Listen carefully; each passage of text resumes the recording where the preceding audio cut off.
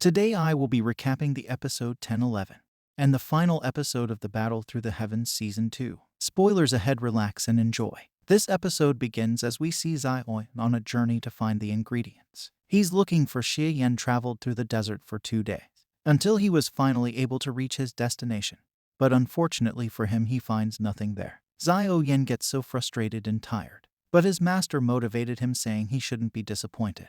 Instead, since they are in a desert, it would be a good opportunity for him to practice his purple flames. Immediately, Xiaoyan sits on the floor and started his practice. We see an injured man who comes out of nowhere in the desert as he hits Xiaoyan and falls to the ground.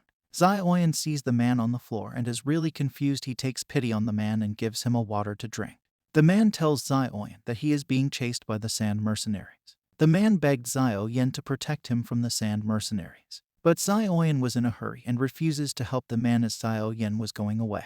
The man tells Xiaoyan that he belongs to the manly steel mercenaries. Xiaoyan hears this. He's so surprised and asks man to tell him the name of his leader. The man replies, saying in his city there are 2 leaders and their names are Xiaoyan and Xiaoli. Just as the man says these names, he knows the man is talking about his brothers. Xiaoyan believes they will be of help to him on his journey, so he asks the man to take him to the place that is ruled by his brothers outside the city. Some of the sand mercenaries has captured a few manly steel mercenaries members. They releases a deadly animal to devour their captives. But suddenly that was when Xiaoyan arrives and rescues the manly mercenaries by killing the sand mercenaries one by one. But some of them manages to make their escape. The members of the manly steel mercenaries are really so surprised because Xiaoyan subdued the sand mercenaries single-handedly. Suddenly Xiaoyan enters the city where his brothers are ruling. He spots a shop owner shouting at a salesgirl because the salesgirl broke the shop owner jar of gold coins. Xiaoyan gives the shop owner the gold coins back and the shop owner allows the girl to go. The girl's name is called Qiong. She is half human and half snake. This is why everyone maltreat her in the town, and they also call her a demon. Xiaoyan then goes into the house where his brothers are staying, and after so many years he finally meets his little brother Xiaoli and his senior brother Xian, who welcomes him with excitement because they haven't seen Xiaoyan for a really long time. By the looks of their face, they all look very much alike. Xiaoyan tells his brothers about what Qingling is going through. His brothers understood and instructs her to live her life the way she wants. Immediately Xiaoyan shows his brothers his map and asks for their assistance in helping him finding the items he's looking for. His brothers are so proud of Xiaoyan's capabilities. They tell him to stop practicing so hard. His brothers tell Xiaoyan to live with them in their city, but Xiaoyan refuses. He tells them that he would like to continue his journey and will really need their assistance. Instantly Xiaoyan's little brother Xiaoli strikes Xiaoyan. But Xiaoyan dodges his blows, but his brother doesn't stop but keeps striking him. Xiaoyan gets so confused on why his brother is attacking him, but he still keeps defending himself from his brother's blows. The battle between these 2 brothers became more serious as his brother uses his sword to attack Xiaoyan.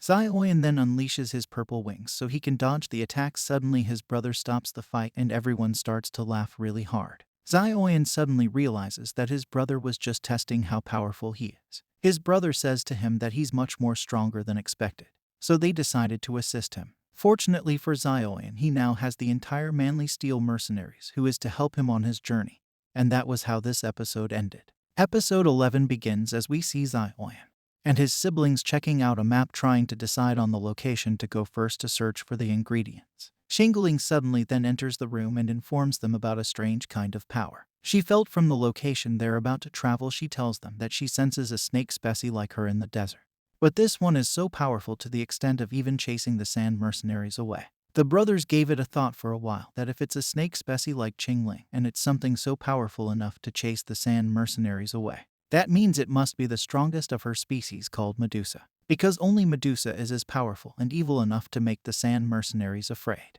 They tell Qingling to give them the location of where she senses this kind of evil energy, believing Medusa could be there. In order to give them answers, Qingling cross-checks the map that Xiaoyan brought with him and points at the location of where Medusa. Immediately the brothers makes a decision on going there along with all the manly steel mercenaries, because they believe if Medusa is powerful enough to scare the sand mercenaries away, that means they need all the forces they have to battle with her. They must have to kill her because she will be the only obstacle on their journey. Meanwhile, a member of the sand mercenaries that escaped when Xiaoyan fought with, he meets with the leader of the sand mercenaries, informing him on how Xiaoyan defeated their members single-handedly. and how powerful he is. Their leader is so furious about this and goes on his way to attack the manly steel mercenaries on his own. Xiaoyan and the manly steel mercenaries started their journey as they are riding a horse to go in search for the location of the ingredients Xiaoyan is looking for, and they are also prepared to fight with any obstacle in their way like Medusa. A member of the Sand Mercenaries tells Xiaoyan that the Sand Mercenaries are very dangerous and could strike them at any time. They successfully arrive at the location, but the whole place was just empty. Xiaoyan believes the road that leads to the fire essence's powers. He's looking for is hidden in the desert. Somehow immediately they all decided to spread themselves in every areas of the desert to search for the fire essence. Searching for the path leading to the fire essence really gave the group a tough time. But later that evening they were finally able to find the road to the fire essence under the surface of the desert. Suddenly the Sand Mercenaries and their leader arrives. The leader of the Sand Mercenaries was very furious with Xiaoyan for what he did to his men as he is about to attack them. Xiaoyan's brother Xiaoli goes to fight him using his spear. No matter how strong Xiaoli was, the leader of the Sand Mercenaries was much more stronger and defeated Xiaoyan's brother after a long fight. Xiaoyan immediately gets furious and goes to one of the members that told their leader about him and killed him instantly with just a touch from his hand. This makes all the Sand Mercenaries, including their leader, really afraid. The leader believes that if he goes on a battle with Xiaoyan, he might just die just as the way Xiaoyan killed his men. Immediately he decides to back down from the fight and allow Xiaoyan and the manly steel mercenaries to pass. They slide down the hole leading to where the fire essence is, and that was how this episode ended. Thank you for watching, guys. As always, if you liked what you saw, subscribe to the channel. I'll be uploading a lot of videos just like this, so I'll see you on the next one.